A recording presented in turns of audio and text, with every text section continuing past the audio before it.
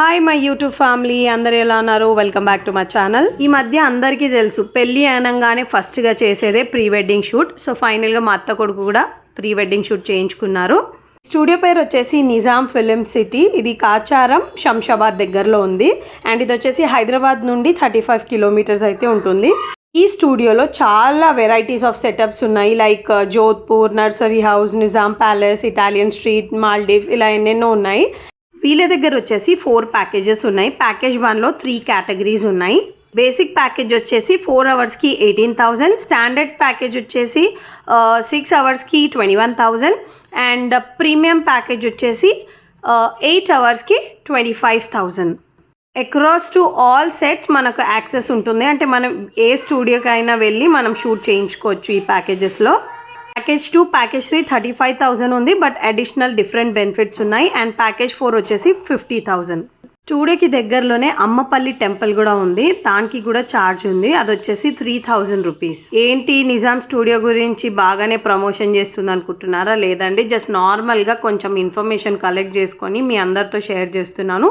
Maybe మీకు use అవ్వచ్చు, లేదా కొందరికి దీని గురించి తెలియకపోవచ్చు అని చెప్పేసి ఈ వీడియో ద్వారా మీ అందరికీ తెలియజేస్తున్నాను. మా వాళ్ళు వచ్చేసి 8 అవర్స్ ప్యాకేజ్ తీసుకున్నారు. 25,000 అయితే పే చేశారు. ఇంకా దగ్గరలో ఉన్న అమ్మపల్లి టెంపుల్ దగ్గర కూడా షూట్ చేయించారు కదా, దానికి ఒక ఎక్స్ట్రా 3,000 అండ్ వీడియోగ్రాఫర్కి ఒక 60,000 పే చేశారు. మొత్తానికి 1,00,000 అయితే అయ్యింది ఖర్చు. వాళ్ళ కాస్ట్యూమ్ కాకుండా మన కాస్ట్యూమ్స్ తీసుకెళ్తేనే మనకు బడ్జెట్ ఫ్రెండ్లీగా ఉంటుంది. అంతేనండి, నాకు తెలిసినంత వరకు అంత ఇన్ఫర్మేషన్ అయితే షేర్ చేశాను. ప్రధానం నైట్ అయితే బాగా లేట్ అయింది పడుకోవడానికి. బట్ తెల్లవారుజామున ఇంకా పెళ్ళి కదా, ఇంకా అందరూ అయినంత వరకు తొందర లేచి ఫ్రెష్ అయిపోయారు. మా మమ్మీ డాడీ వాళ్ళైతే తొందరగా రెడీ అయిపోయి ఐరన్ కుండలు అయితే తీసుకొని పోయిర్రు. ఆ గ్యాప్లో వ్లాగ్స్ తీసేంత టైం అస్సలు లేదు. పిల్లల్ని రెడీ చేయాలి, మనం రెడీ అవ్వాలి, ఎక్కడిదక్కడ సర్దరేసి ఇంకా ఫంక్షన్ హాల్కి వెళ్ళాలి కదా. సో ఫైనల్గా అయితే ఈ విధంగా రెడీ అయిపోయాను. చక్కగా చీర కట్టుకొని అలా రెడీ అయ్యాక ఆ నోస్ పిన్ పెట్టుకున్న తర్వాత లుక్కే మారిపోతుంది. అదేంటో మరి, అందరికి ఒక్కొక్క పిచ్చి ఉంటుంది కదా. నాకు ఈ మధ్య ఏంటో మరి ఆ నోస్ పిన్ పిచ్చి బాగా పట్టింది. ఎక్కడికైనా వెళ్తే ఏదైనా వెరైటీ దొరికితే చాలు నోస్ పిన్ తెచ్చేసుకుంటాను. ఫంక్షన్ హాల్ ఎంత దూరం ఉందో ఎగ్జాక్ట్గా చెప్పలేను, బట్ వాకబుల్ డిస్టెన్స్ అయితే కాదు. మా డాడీ కూడా ఒక 2-3 ట్రిప్ అయితే కొట్టారు ఇంటి నుండి ఫంక్షన్ హాల్కి. సో ఫైనల్గా మాకు కూడా పికప్ చేసుకోవడానికి వచ్చేసారన్నమాట. ఇంకా కజిన్స్ దగ్గర బైక్ ఉన్న వాళ్ళు కూడా ఒక 2-3 ట్రిప్లో అప్ అండ్ డౌన్ అయితే చేశారు. మా పిల్లలకి మా మమ్మీతోటే పంపించాను. సో మా మేనత్త, మా అక్క, మేమైతే ఉన్నాము ఈ కార్లో. మా డాడీ పక్కన కూర్చొని వీడియో షూట్ చేయాలంటే నిజంగా చాలా భయం అవుతుంది. వీడియోనే కాదు, ఫోటో అంటే కూడా భయమే అవుతుంది, ఏడ తిడతారో అని. నేను ఎప్పుడన్నా బ్లాగ్ షూట్ చేసేటప్పుడు మా డాడీ ఉంటే చాలు, ఇంకా నేను ఎట్లా షూట్ చేయాలరా బాబు, ఇప్పుడు మళ్ళీ చూసిందంటే అది కూడా తీస్తారా, ఇది ఇట్లా అంటారనమాట. ఇంకా భయం అవుతుంది, అరే ఎట్లా తీయాలని. అందుకే మంచి సీక్రెట్ యాంగిల్లో పెట్టి తీస్తాను అనమాట. మీ ఇంట్లో కూడా ఇలాంటి ప్రాబ్లమ్స్ ఉన్నాయా? సో ఫైనల్గా ఫంక్షన్ హాల్కి అయితే వచ్చేసినాము.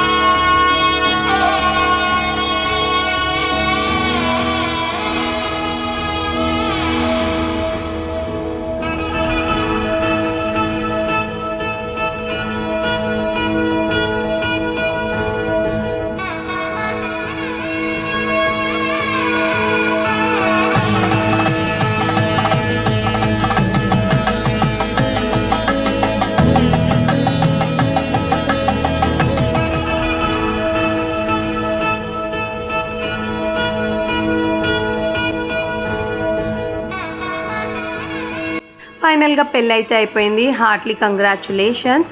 పెళ్లి రోజు అంతగా వీడియోస్ అయితే తీయలేకపోయాము బికాజ్ ఆఫ్ వీడియోగ్రాఫర్. వీడియో కంటిన్యూషన్లోనే మీకు అప్పగింతల వీడియోస్ ఉన్నాయి. దాని తర్వాత భారత్ వీడియోస్ పెట్టట్లేదు.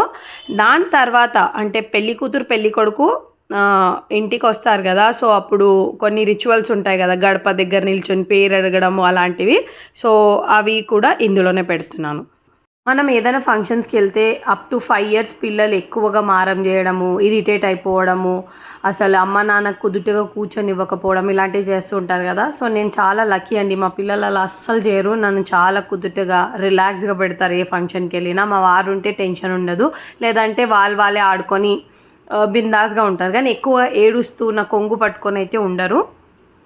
మా పాపని చూడండి ఎంత చక్కగా బుట్ట బొమ్మలా ఉంది కదా. సేమ్ లంగావని నా దగ్గర కూడా ఉంది, వేసుకుందాం అనుకున్నా, కానీ మేబీ సింపుల్ అయిపోతుందేమో అనిపించింది. బట్ తర్వాత తనకు రెడీ చేశాక అనిపించింది అయ్యో వేసుకోవాల్సిందేమో, ఇద్దరం మ్యాచింగ్ అని అయిపోయే వాళ్ళం కదా అని. పోన్లేండి, నెక్స్ట్ ఏదైనా ఫంక్షన్కి మేమిద్దరం సేమ్ మ్యాచింగ్ వేసుకుంటాం.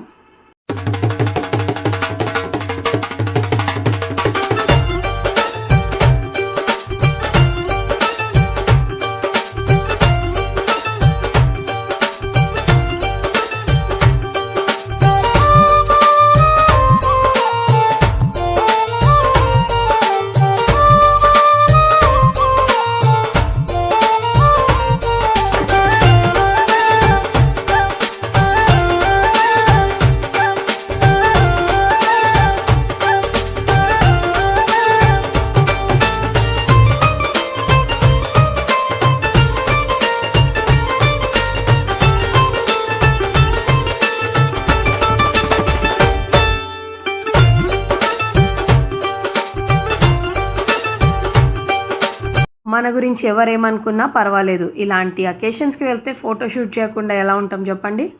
పెళ్ళయ్యాక చుట్టాలు ఎవరింటికి వాళ్ళు వెళ్ళిపోతారు, కానీ డాన్స్ పిచ్చి ఉన్న వాళ్ళు మాత్రం బారాత్ కోసం వెయిట్ చేస్తారు. సో మాలాంటి పిచ్చోళ్ళు అనమాట. ఆల్మోస్ట్ మా ఫ్యామిలీలో అందరికీ డాన్స్ పిచ్చి బాగానే ఉంది. సో మ్యాక్సిమం ఏదైనా పెళ్ళిలో బారాత్ ఉంది అంటే తప్పకుండా ప్లాన్ చేసుకొని మరీ స్టే బ్యాక్ చేస్తాం అక్కడే. ఇంటికి వెళ్ళి కొంచెం ఫ్రెష్ అయ్యి పెళ్లి కూతురు వాళ్ళ ఇంటికి పిలిచిర్రు. ఒక 5 ఆడవాళ్ళు రండి అంటే మేము వచ్చినాము. సో స్ప్రైట్ ఇచ్చిర్రు, కూర్చొని వెయిట్ చేస్తున్నాము. ఇంకా దాని తర్వాత అప్పగింతల ప్రోగ్రామ్ అయితే స్టార్ట్ అయ్యింది. ప్రతి ఒక్క ఆడవాళ్ళ లైఫ్లో ఇదొక ఎమోషనల్ మూమెంట్. మనకు ఎంత ఇష్టమైన అతన్ని మనం పెళ్ళి చేసుకున్నా కూడా మనకి ఈ మూమెంట్లో అయితే నిజంగా ఆ ఏడుపు ఎలా వచ్చేస్తుందో అస్సలు తెలియదు. మనకు ఒకసారి గుర్తుకొస్తే నవ్వు వచ్చేస్తుంది, అదేంటి నేను అంతగానం ఏడ్చానా అని. బట్ ఎంత కంట్రోల్ చేసినా కూడా ఆ ఏడుపు అనేది అస్సలు ఆగదు. పెళ్లి కూతురు వాళ్ళు టోటల్ 6 members, 3 అన్నయ్యలు, 3 ఆడపిల్లలు. సో తినొచ్చేసి లాస్ట్ అనమాట. జనరల్గా మన ఇండియన్ ఫ్యామిలీస్లో ఆడపిల్ల పుట్టినప్పుడు ఇంటికి లక్ష్మి వచ్చింది అని అంటారు కదా. వాళ్ళు పుట్టడం వల్ల చాలా మార్పులు రావడం కానీ, లేదా వాళ్ళకు మంచిగా ఏదైనా కలిసి రావడం కానీ ఇలా జరుగుతూ ఉంటాయి. ఈవెన్ మా ఇంట్లో కూడా మా అక్క పుట్టినప్పుడు చాలా మంచిగా జరిగింది తను పుట్టడం వల్ల అని ఇలా నేను కూడా విన్నాను. సో అలా ఇంటికి ఒకరు ఉంటారు. అదేవిధంగా ఈ అమ్మాయి కూడా వాళ్ళ ఇంటి లక్ష్మి అనమాట. తనను చాలా గారాబంగా పెంచారు. వాళ్ళు టోటల్గా 6 members, 3 అన్నయ్యలు, 2 అక్కలు. తినొచ్చేసి లాస్ట్. ఇంట్లో ఏదైనా మొదలు పెట్టాలి అన్న తిన చేతి ద్వారానే స్టార్ట్ చేస్తారంట. ఆడవాళ్లే కాకుండా మగవాళ్ళు కూడా చాలా ఏడ్చారనమాట. నిజంగా చాలా ఎమోషనల్లీ అటాచ్ అయ్యి ఉన్నారు తనతో.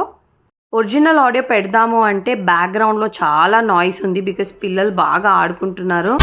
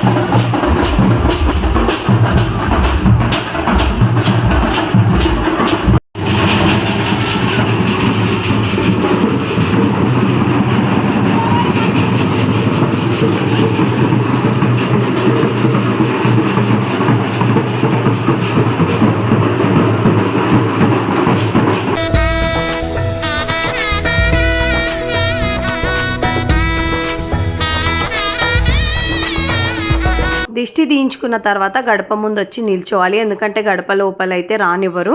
వాళ్ళకు అడ్డంగా ఒక బట్టని పెడతారు లోపల రానివ్వకుండా. వాళ్ళని ఫస్ట్ అయితే ఒకరినొకరు పేరు చెప్పమని అంటారు. దాని తర్వాత ఇంకా ఒక 2 పాటలు పాడి మీ పుట్టబోయే పిల్లని మాకు ఇస్తారా లేదా అని ఇలా అడుగుతారన్నమాట. అదొక పద్ధతి.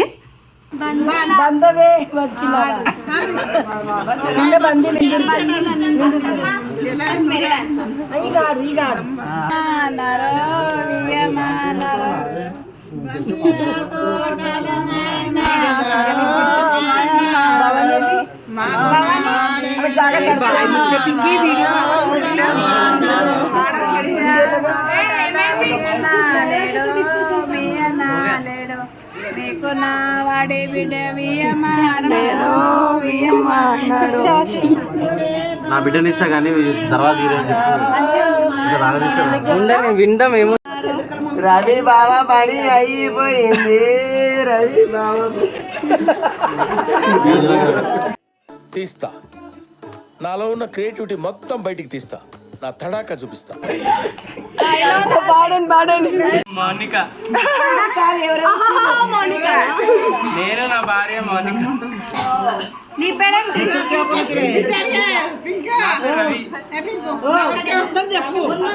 ఎవరు అడుగుతుంటే పేరు ఇంకా పిల్లని అడుగుతుంటే నువ్వు కదండి. నీ పిల్లని ఇస్తావా?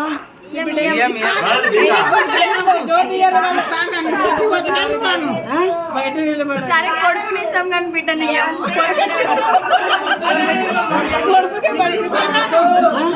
నేను తలుపు ఇస్తాను.